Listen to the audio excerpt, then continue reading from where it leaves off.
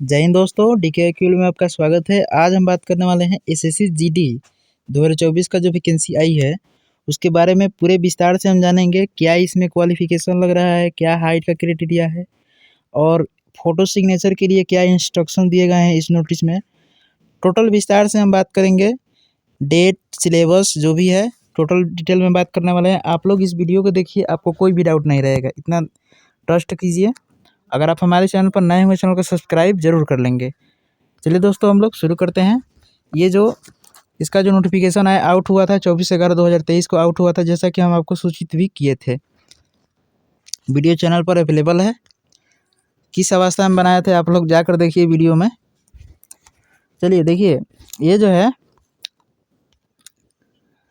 Notice जो है constable GD in central arm police force CAPF SSF राइफलमैन्स GD in Assam rifles examination 2024, ठीक है।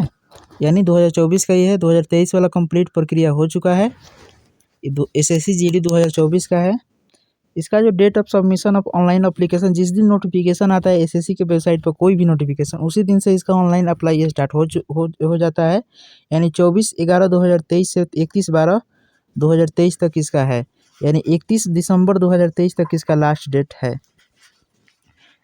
ये आप लोग देख लीजिए, लास्ट डेट जो है 31 दिसंबर 2023 तक इसका ऑनलाइन अप्लाई शुरू हो चुका है। अगर कोई फॉर्म फिल करने में आपको डाउट लगे तो आप लोग कमेंट करके पूछ लीजिएगा, हम टोटल उसका बता देंगे कैसे क्या करना है। मोबाइल से आराम से आप लोग फॉर्म फिल कर सकते हैं। हाँ, अगर आप लोगों को फ़ोटो बनवाने में कोई प्रॉब्लम हो, जैसे रिसाइज करने में, तो उसके लिए भी मेरे पास प्रक्रिया है, कैसे करना है। एक ऐप है, उसको हम बता देंगे, आप लोग अपने घर बैठे मोबाइल से कर सकते हैं। आप लोग कमेंट ज़रूर करें। चलिए, इसका जो ऑनलाइन पेमेंट का जो लास्ट डेट है 1/1/2024 तक। बहुत से लड़के क्या करते हैं कि रजिस्ट्रेशन कर लिए, उसके बाद अपना क्या किए, उसके बाद फॉर्म फिल कर लिए, टोटल प्रक्रिया कर लिए, आप पेमेंट नहीं करते हैं। पेमेंट नहीं करते हैं तो बहुत से लोग भूल भी जाते हैं। तो ऐसा नहीं करना है, आप लोग साथ साथ कर लीजिएगा पेमेंट। नहीं तो बहुत से ऐसे लड़के होते हैं कि भूल जाते हैं, उनका फॉर्म बाद में रिजेक्ट हो जाता है। तो ऐसा नहीं करना है। इसका जो एग्जामिनेशन है फरवरी-मार्च 2024 में इसका कंफर्म है कि हो जाएगा। तो कोई भी ज़्यादा समय नहीं है, मात्र 3 माह का समय है, यानी 90 दिन का समय है आप लोगों के पास। जो भी इसके कैंडिडेट हैं, जो भी इस क्वालिफिकेशन को पूरा करेंगे, मतलब 10th पास होंगे, जिनके पास हाइट होगा, चेस्ट तो सब किसी के पास रहता है, हाइट है, अब ये क्या बोलते हैं, रनिंग में अच्छे हैं, तो वो आराम से इस फॉर्म को फिल करें। बहुत ही शानदार वैकेंसी है और बहुत जल्दी इसमें जॉब होती है, ठीक है। तो इसका जो करेक्शन का डेट है, अगर मान लेते हैं कोई फॉर्म में अगर आपका गलती हो जाता है, तो इसके लिए भी डेट SSC देती है। तो 2 दिन 3 दिन का समय दिया हुआ है। 4 जनवरी 2024 से 6 जनवरी 2024 तक इसका समय दी हुई है। SSC आप करेक्शन कर सकते हैं, लेकिन उसके लिए अलग से आपको चार्ज देना पड़ेगा, 200 रुपया चार्ज इसमें लगता है करेक्शन के लिए। चलिए, ये आप लोग जान गए। अब चलिए जानते हैं इसमें। हाँ, एग्ज़ाम जो होगा हिंदी इंग्लिश में तो होगा ही, हिंदी इंग्लिश लैंग्वेज में तो होगा ही, लेकिन 13 अदर लैंग्वेज में भी होगा, ठीक है। 13 अदर लैंग्वेज में भी होगा, जैसे गुजराती, कन्नड़, कोंकणी, मलयालम, मणिपुरी, मराठी, उड़िया, पंजाबी, तमिल, तेलुगु, ये सब में लैंग्वेज में इसका एग्ज़ाम होने वाला है। PT फिजिकल एफिशिएंसी टेस्ट जो होगा CAPF करवाएगा। बाकी इसमें जो इसका जो पे लेवल होता है सैलरी का, लेवल 3 वाला होता है, ठीक है। लेवल 3 का इसमें पे बंड होता है।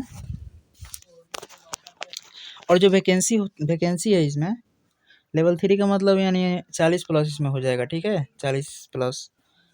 इसमें जो वैकेंसी है देखिए, BSF, CISF, CRPF, SSB, ITBP, Assam rifle, SSF। Total जो वैकेंसी है 26,146 है।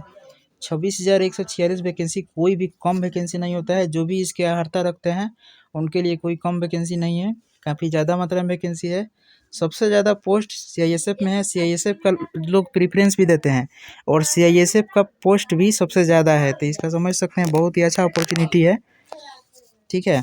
CISF ज़्यादा लोग चूज भी करते हैं और CISF का पोस्ट भी ज़्यादा मात्रा में 11,025 जो वैकेंसी है CISF का पोस्ट है, और इधर BSF का 6174 पोस्ट है।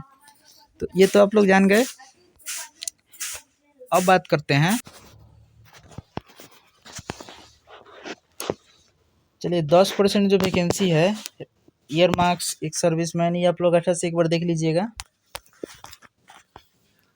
हाँ, अब एज का बात करें तो कैंडिडेट को तो इंडियन होना ही चाहिए, इसमें तो ज़रूरी ही है। एज लिमिट की बात करें 18 से 23 साल इसमें एज लगता है। 1/1/2024 से काउंट होगा, यानी 1 जनवरी 2024 से इसका एज काउंट होने वाला है।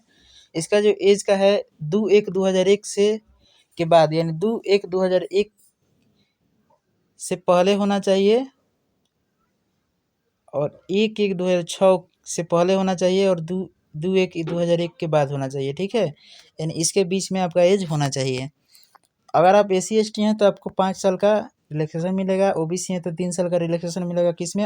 अपर एज लिमिट में, ठीक है। अधिकतम उम्र सीमा में इसमें रिलैक्सेशन मिलेगा। तो OBC होंगे तो 26 साल तक अप्लाई कर सकते हैं, SC/ST होंगे तो 28 साल तक अप्लाई कर सकते हैं, एक सर्विसमैन होंगे तो भी 24 साल तक अप्लाई कर सकते हैं। तो आप लोग देख लीजिएगा एक बार।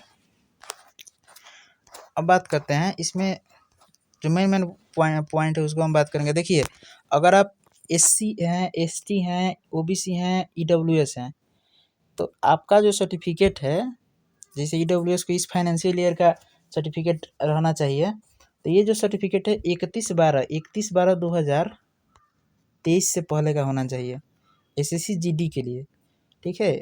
अगर आप OBC हैं, 3 साल के अंदर का अगर है सर्टिफिकेट OBC तो चल जाएगा। पहले अगर कोई SSC का फॉर्म फिल किए होंगे तो बनवाए होंगे तो कोई दिक्कत नहीं, अगर नहीं बनवाए होंगे तो ज़रूर बनवा लीजिए। OBC इस फॉर्मेट पर, SSC के फॉर्मेट पर बनवा लीजिए, कहीं भी अलाउ होगा, ठीक है। ज़रूर बनवा लीजिए अगर नहीं बनवाए होंगे तब। और SC/ST अगर 3-4 साल पुराना होगा तो भी चल जाएगा, कोई दिक्कत नहीं है, लेकिन इस फॉर्मेट पर होना चाहिए, SSC के फॉर्मेट पर होना चाहिए।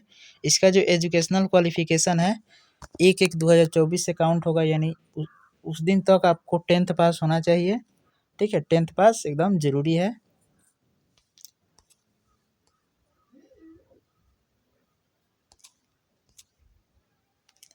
अब बात करते हैं, अगर आप NCC किए होंगे, NCC अगर किए होंगे, जैसे incentive to NCC certificate holders, तो अगर आप NCC किए होंगे, C सर्टिफिकेट है तो 5% of maximum marks of the examination. NCC B certificate है तो 3% और NCC A सर्टिफिकेट है तो 2%, ठीक है। तो जो भी है होगा उनको थोड़ा सा कंसेशन मिलेगा। चलिए अब हम बात करते हैं, ये तो आप लोग जान गए जो इसका लास्ट डेट है 31 दिसंबर 2023 तक है, उसके बाद कोई भी इसमें डेट चेंज नहीं होगा। हाँ, फ़ोटो और सिग्नेचर जो चाहिए, फ़ोटो चाहिए बहुत ही लेटेस्ट चाहिए, ठीक है। अब फ़ोटो अच्छा दिखना चाहिए, इतना ध्यान रखिएगा। इसका जो अप्लीकेशन फ़ी है 100 रुपया है। किनको 100 रुपया देना है? तो OBC, EWS और UR, इनको 100 रुपये देना है। बाकी महिला होंगे, SC/ST होंगे, इनको कोई भी फ़ी नहीं देना है, 0 फ़ी है। फ़ी पेमेंट ऑनलाइन करना है, जैसे आपका SBI का नेट बैंकिंग होगा तभी कर सकते हैं, QR कोड से, फ़ोनपे से भी कर सकते हैं। बहुत सा सुविधा मिलता है, आप किसी भी सुविधा का लाभ ले सकते हैं, अपने मोबाइल से कर सकते हैं, कोई दिक्कत नहीं होता है। फ़ी 1 जनवरी 2024 तक आप कर सकते हैं फ़ी, इसके लिए कोई दिक्कत नहीं है, लेकिन ज़्यादा अच्छा रहेगा आप साथ साथ करते रहिए। अगर फ़ी नहीं करते हैं तो आपका फॉर्म रिजेक्ट हो जाएगा। विंडो एप्लीकेशन जो करेक्शन का जो है 200 रुपया चार्ज लगेगा और 4/1/2024 से 6/1/2024 तक इसमें रहेगा। चलिए, सेंटर ऑफ एग्जामिनेशन ये आप लोग अपना देख लीजिएगा, जिस रीजन से आप लोग डालते हैं वहाँ का जहाँ आपको सहूलियत लगे वहाँ पे आप डाल सकते हैं।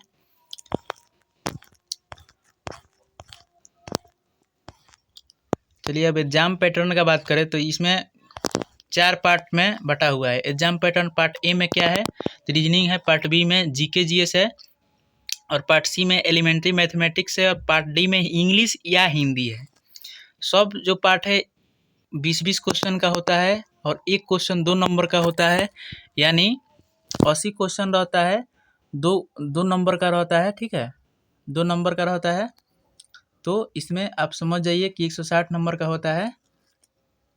इसमें नेगेटिव मार्किंग 1/4 रहता है। इसमें हालांकि दे दिया गया है 0.25, लेकिन हमको लगता है कि ज़्यादा पॉसिबिलिटी इसको कोरिजेंडम करके 1/8 नेगेटिव थोड़े होता है, 1/4 ही होगा, ठीक है। तो इसको कोरिजेंडम करके कोई नोटिस जरूर आएगा, 0.25 किया जाएगा, ठीक है। तो इसके लिए नहीं, इसके चक्कर में नहीं पड़ना है कि 1/8 नेगेटिव है, 1/4 ही नेगेटिव है, ठीक है ना। अब बात करते हैं, उसके बाद बस फिजिकल हो जाता है ये एग्ज़ाम के बाद, जनरल इंटेलिजेंस एंड रीजनिंग। तो ये आप लोग अच्छा से एक बार वीडियो को पॉज करके देख लीजिएगा। हालांकि हम दूसरे वीडियो में इसका सिलेबस पर ही चर्चा करने वाले हैं बहुत ही विस्तार से। इंग्लिश या हिंदी, हिंदी बिहार के लोगों के लिए बहुत आसान होता है, या यूपी के, तो हिंदी प्रेफर कर सकते हैं आप लोग। हिंदी में ज़्यादा लड़का मार्क्स भी ला लेता है, ठीक है। इंग्लिश भी कोई इसमें ज़्यादा टफ नहीं पूछी जाती है, इंग्लिश चल जाता है, मतलब नॉर्मल भी अगर ग्रामेटिकल एरर पर पकड़ लेते होंगे या नॉर्मल बुके भी याद होगा तो भी आप बना सकते हैं, ऐसा बात नहीं है कि नहीं बना सकते हैं। फिजिकल स्टैंडर्ड टेस्ट का बात करें, पीईटी का बात करें, तो 5 किलोमीटर जो होता है 24 मिनट में मेल के लिए रनिंग है, और 1.6 किलोमीटर 7 मिनट में इसका रेशियो बनता है। फीमेल के लिए क्या है कि 1.6 किलोमीटर चलना है 8.5 मिनट में रनिंग, और 800 मीटर 5 मिनट में, मतलब ये रेशियो टाइप का एक बन गया है, ठीक है। लेकिन आपको इस पे ध्यान देना है, ठीक है ना, इस पे, जैसे इस पे ध्यान देना है। ये नॉर्मल कैंडिडेट का है, ये जो है किनके लिए है, तो कैंडिडेट ऑफ लद्दाख रीजन के जो भी कैंडिडेट होंगे उनके लिए ये कंडीशन है, यानी 800 मीटर 5 मिनट में और 1.6 किलोमीटर 7 मिनट में लड़कों के लिए। तो आप लोग अच्छा से अपने से देख लीजिएगा। हालांकि ये, अब हाइट की बात करें तो हाइट इसमें मेल के लिए 170 सेंटीमीटर लगता है, फीमेल के लिए 157 सेंटीमीटर लगता है। एसटी कैंडिडेट होंगे तो अगर कहीं ऑल इंडिया कहीं के कैंडिडेट होंगे, अगर एसटी होंगे तो 162.5 सेंटीमीटर लगता है, और फीमेल का एसटी का 150 लगता है। अगर all scheduled tribe candidate north eastern region, तो उनको 157 सेंटीमीटर मेल के लिए, 147.5 सेंटीमीटर फीमेल के लिए। तो ये आप लोग अपने स्तर से अच्छा से देख लीजिएगा। इसमें नॉर्मली 170 हाइट मांगा जाता है ओबीसी जनरल के लिए। अब बात करते हैं चेस्ट का क्या है। चेस्ट का कंडीशन देखिए, चेस्ट इसमें 76 किन के लिए लगता है मिनिमम, एससी एसटी के लिए, एसटी के लिए, शेड्यूल्ड ट्राइब के लिए, एससी के लिए वही कंडीशन है। और हाँ, एक और बात, इसमें एससी ओबीसी यूआर के लिए 170 ही हाइट लगता है, ठीक है ना, मेल के लिए, और 157 फीमेल के लिए लगता है। इसमें एससी को कोई रिलैक्सेशन नहीं मिलता है, हाँ, लेकिन एसटी को रिलैक्सेशन मिलता है।